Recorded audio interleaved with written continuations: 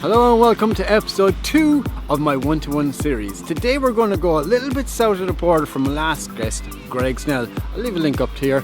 We're going to go down to the sunny southwest of Arizona in the United States of America to chat to a guy called Michael Perea. Michael Perea is mainly an astrophotographer but does all types of genres of landscape photography, and he goes on workshops all over the world and works with some of the greatest in the game. So without further ado, let's pop in and see how Michael's doing. And you're very welcome to the one-to-one series, Michael Perea. How are you keeping, my buddy? Doing great, man. Doing great. Just trying to live life and make it through all this craziness, Yeah, it's tough. So let's just jump into this awesome interview, okay? So let's tell the world, who is Michael Perea? Well, I'm a landscape photographer. I'm based here in the U.S. Southwest in Arizona. I run a YouTube channel with my wife, Chris, who's from Switzerland. And little side note, she just finally started talking to me again after a couple of weeks ago. I cut my own hair and just shaved it off, and she was not happy about it. But it's getting to the point now where it's growing out, so she's starting to talk to me. Although it's that weird like length where I look like a baby penguin. It's like fluffy and fuzzy, and it's just terrible, man. Brilliant. Okay, so you say you're from Phoenix, or Arizona. So do you like basketball, and do you love the Phoenix Suns? Keep this in mind, Phoenix Suns are my favorite basketball team. So answer this with wise words, my friend. Yes, we love our Charles Barkley here, and even Shaq was here for a couple of years, so I haven't followed as much. I played basketball in high school, so yes, definitely love our Phoenix Suns here for sure. It's the only I find it's the only one because everybody from Arizona is actually from somewhere else. It feels like this is a real transient state, but basketball and the Phoenix Suns, they generally, because they've been here the longest, are have the most loyal fans, the other three sports and stuff. Yeah. So, a terrible owner, but look, we'll move on. So come here, tell me. So the main reason why we have you here is you're one of the better landscape photographers, in my opinion, in around the world, especially for your astrophotography. It just blows my mind. I mean, yourself and Michael Shainbloom are up there, genuinely. Oh man, so that's good company to be with for sure. Exactly. So tell me more. How did you get started in landscape photography? It all starts really with exploring. That's always been something that I've done in the outdoors specifically. I've always grown up, I've grown up hunting and fishing, camping and just hiking, being out in the wild and all that. So I've always had that love, and then kind of came into that was in international travel or just travel in general to other places. And I decided one day, I was taking pictures with my phone and I wanted to do something a little bit different, maybe better. And I had no idea what that meant at the time, but I thought it would be a great idea to buy a big camera with the fancy lenses is the way that I saw it. So, but as soon as I ordered that, I clicked Amazon. I think I ordered the Nikon D3300. And as soon as I ordered that, I was on YouTube and I was looking up, how to shoot in manual. I didn't know what a DSLR stood for. I didn't know what the letters stood for or anything. So, and from then it just became an absolute obsession, man. It just That's crazy. Awesome. That is absolutely awesome. Now you alluded to having a YouTube channel with your beautiful wife Chris, and the two of you you're a great team. But what does YouTube bring to the table for you? Well, it's about storytelling, and it's nice to have a photo, and photo can have a story within itself. But to me, having a video around that, so it makes that photo kind of more of a vignette of the actual experience. And with the video, you can do all kinds of real creative stuff. It's another creative outlet, and being able to put that out to YouTube it started off with just my family and friends really, and just showing what I was going through, and more of a documenting, and then it became more of a kind of half tutorial where I could teach people how to do photography, and then also just a creative outlet, just doing things, setting up shots and doing more kind of cinematic things. I think is so much fun. Like I said, another creative outlet that I've really come to enjoy, including things like time lapses. So. Yeah, that's my new love. So I'm getting slowly but surely into it. I just signed up for Michael Shainbloom's masterclass. So he did a pre-launch there this week, or was it last week? But I signed up for it. I have to do it. Can't wait to do it. Yeah, that's an amazing guy to learn from for sure. Oh yeah, absolutely. Yeah. So if you could only do photography or videography, which would it be and why? That's a tough one. If you had asked me maybe a year and a half ago, I would have said photography hands down. Okay. I would probably still say photography, But man, video is fun. So that's a tough one. I would probably still say photography though. Okay, that's pretty awesome. That's pretty awesome. So you use an app called PhotoPills, and it's a lot of people know what it is, but there's other apps as well. What's so great about PhotoPills? Because nearly in every video you have it, and you're kind of using it for certain reasons. So I want to know more about why you use it. So I use it for just about everything that I don't have memorized top of my head. Whether it's if I want to put a 6-stop or a 10-stop filter on and I don't know what my exposure is going to be, there's an exposure calculator for that. It's really handy. And then you have a timer. So if you have a 10-stop and you have like a 3 or 4 or 5 minute exposure, you can get that calculation with the app. And then they have a timer that already has it. When you hit the timer button, it pulls it up, and you can just, it really takes all the brain work out of it. It's really easy. And then you can see where the sun's going to come up, where the sun's going to go down, at what times.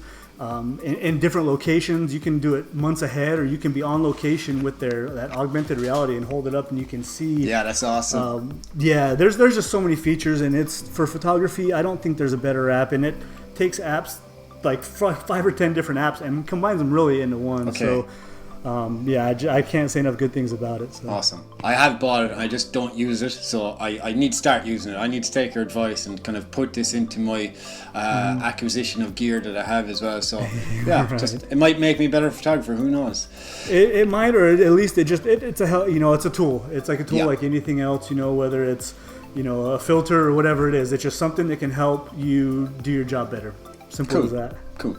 So you say you're from Arizona, and sunny Southwest. It's going to be warm and it's lovely in the summertime. I would love it there personally, But in the winter time, what's it like to photograph there in the winter? Like, is it much different? Is it cold? Is it warm?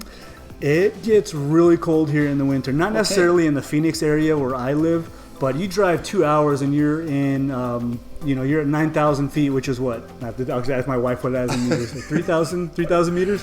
Yeah, something like that. So, yeah. I mean, there's, it gets very cold here. It snows a lot. The Grand Canyon's about a 4-hour drive, and it snows and it gets pretty cold down there. It gets to, Fahrenheit, it's, down to 10 degrees, in the single digits, which is, I don't know what, -10 Celsius probably. Oh, that's very cold. It's just cold. That is cold. So that is cold. yeah, so it does get very cold here, but in the Phoenix area, no, it's pretty nice. It's you can walk around almost in shorts for even in January sometimes. So Oh man, I'd love that.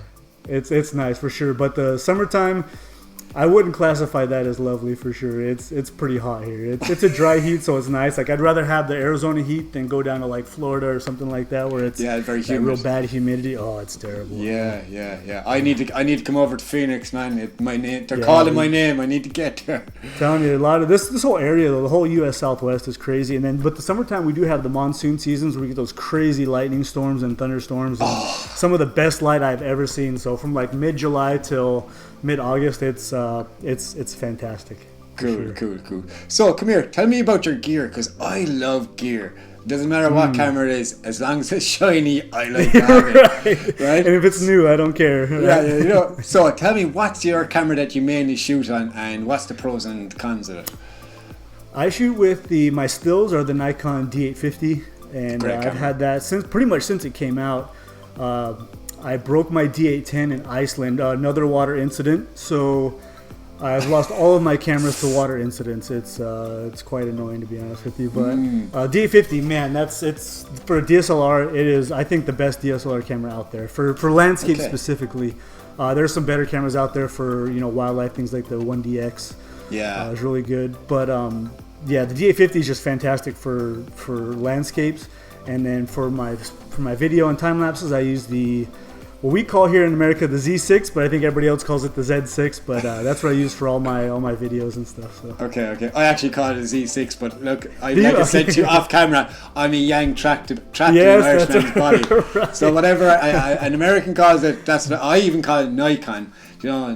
Some people call it Nikon here in Ireland, but I call it Nikon. Yeah, so it is what it is.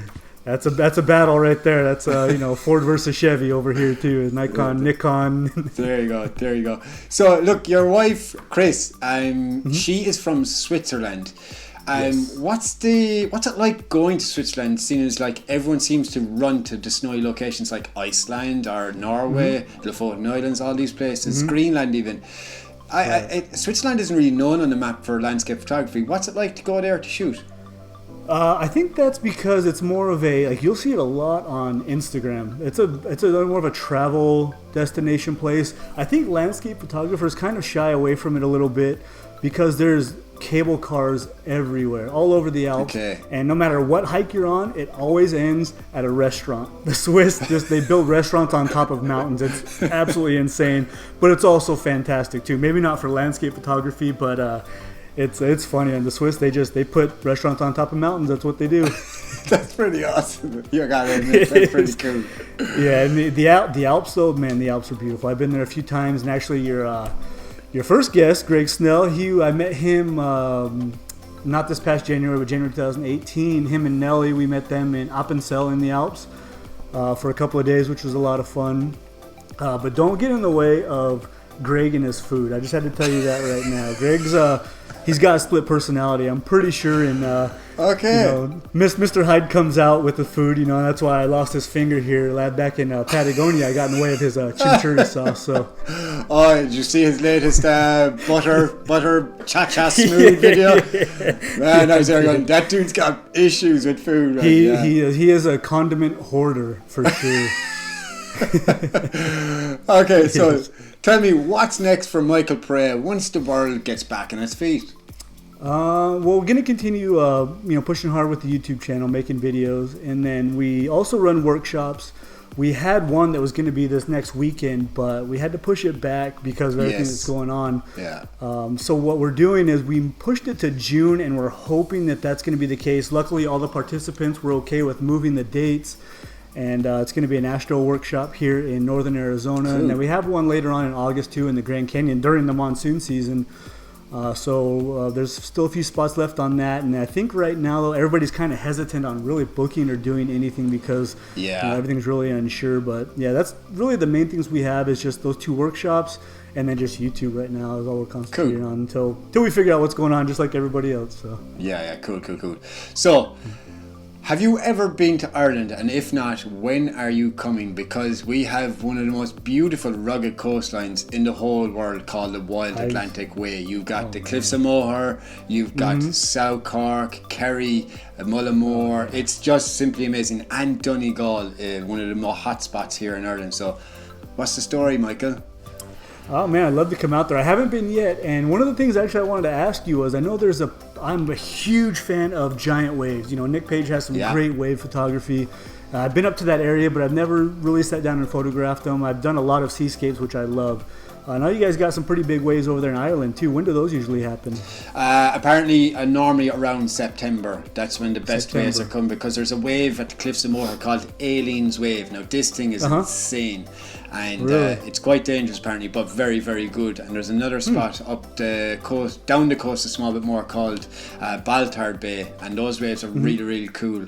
And the Cliffs of Moher, then on the left hand side, there's some more awesome waves. So, and up north in a place called Mayo, there's a Sligo. People are going to kill me here now when I say this. Mullimore, it's a big surfing spot, So they're the main spots that you're going to get here in Ireland. So I think maybe in September. Maybe in September. Yeah, September sounds like a good idea. Then maybe one of these Septembers we're going to come out there, because I'd love to do that. I'd love to go out there, and sounds like it'd be a good time to come out there and do some photography.